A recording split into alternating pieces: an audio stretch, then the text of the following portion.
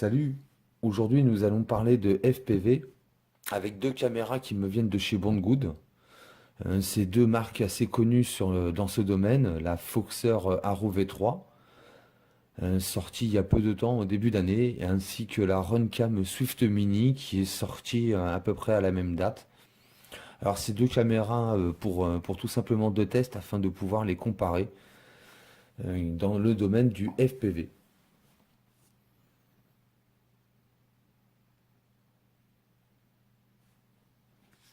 Donc voilà comment se présente le paquet. Donc c'est une 600 TVL. Donc son voltage, il est de 5 à 40 volts. Je l'ai prise de couleur noire pour qu'elle puisse se monter sur mon multi. Alors voilà comment se présente un peu la caméra de plus près, pour ceux qui ne la connaissent pas. Comme moi qui débute dans ce domaine. Donc elle, c'est tout simplement une fiche comme vous pouvez le voir, avec d'abord en alimentation le plus, le moins, ensuite la vidéo, l'audio, l'OSD, le moins, et ensuite je crois que c'est le voltage sensor.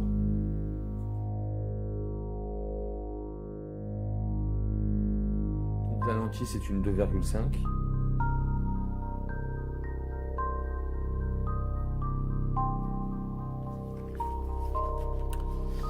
Donc dans le paquet,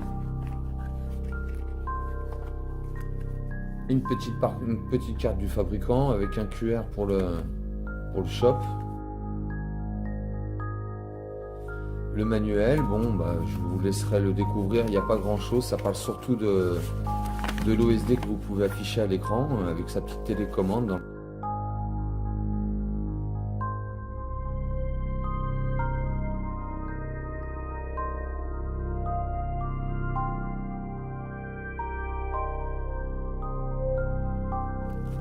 Le support de fixation pour la caméra, pour ceux qui décident d'utiliser ce type de support, il est métallique.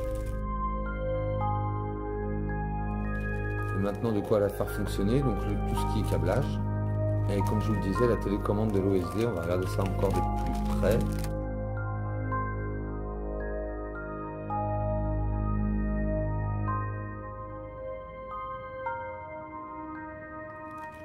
La petite caméra afin de faire un affichage OSD. Donc ce qui est bien, c'est que la Foxer, je vais pouvoir faire un affichage écran assez rapidement, puisqu'apparemment j'ai pas de modif à faire.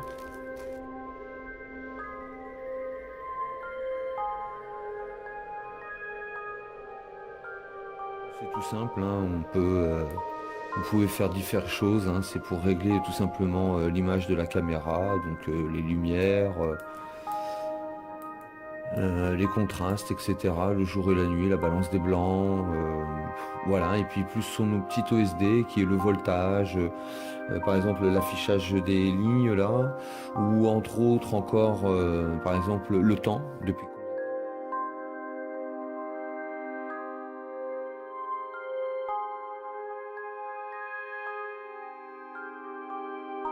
Voilà, faut vraiment que je secoue, mais alors comme un Orangina pour commencer à lui faire, on va dire, du mal à la vidéo.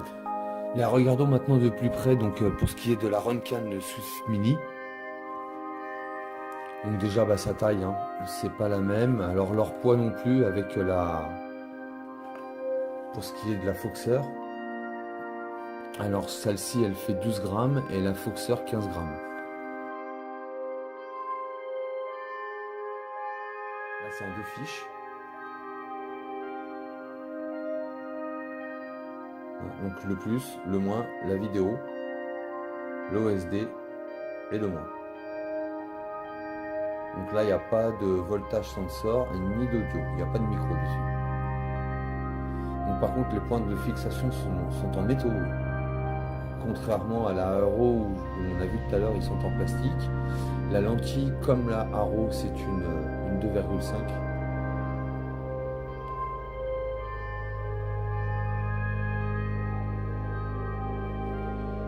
Voilà pour ce qui est de la lentille. Donc cette caméra, elle est quand même beaucoup plus petite. Rien à voir avec sa concurrente. Par contre, est-ce que la qualité est la même?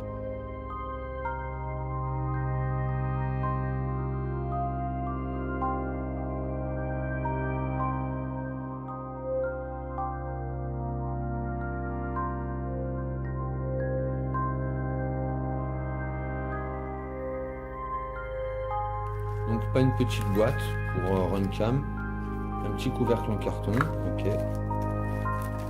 Alors pareil, c'est tout métallique. Runcam il vous fournit un outil avec. Les fixations tout métallique aussi, puis il y en a deux. Hein. À vous de voir comment vous voulez fixer votre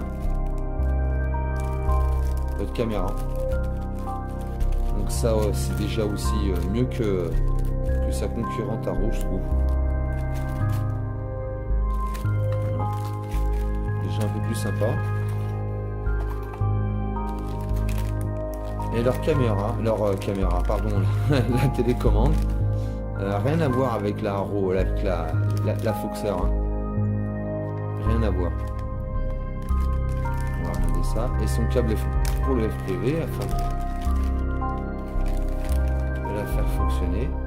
Donc ouais, comme je le disais, hein, c'est au petit bonheur la chance pour la connectique, hein, vous voyez. Donc là j'ai une modif à faire. Je vais pas pouvoir faire un affichage d'écran de suite puisque il y a forcément un des deux côtés qui va partir, hein, vous voyez. En plus ce sont les deux mêmes. Hein.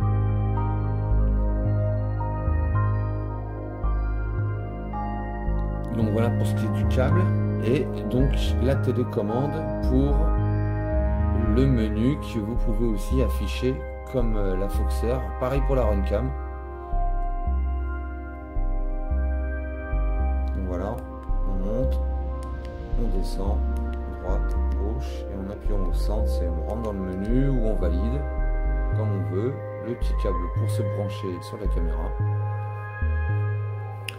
On va regarder ça de suite. Il n'y a pas de différence, donc je vais pas vous faire un tour d'horizon. Il n'y a pas le temps, depuis combien de temps elle est en route. Voilà pour ce qui est du menu, et comme je vous le disais, donc j'ai fixé la caméra sur le multi.